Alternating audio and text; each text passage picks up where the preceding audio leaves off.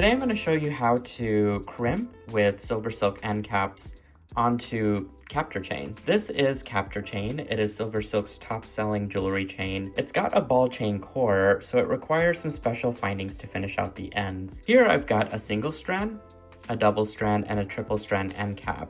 And each of these have little teeth inside of the end cap to make sure it grasps onto the ball chain as it's crimped. We're just going to grab the end of our Capture Chain, then just insert it into the end cap. And I'm going to find a pair of chain nose pliers that have a wider end, which I've got here out with me.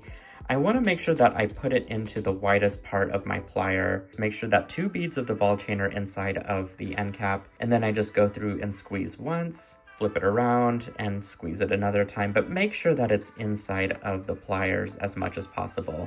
This will prevent any scratching or marring from happening, and you want to make sure that the seam is completely closed on both sides there. And you'll want to make sure and do the same thing to the other side. You're ready now to attach any beads and baubles, jump rings, or components onto the loop of the ended cap there. You can find these materials on silversilkonline.com, and thanks so much for watching.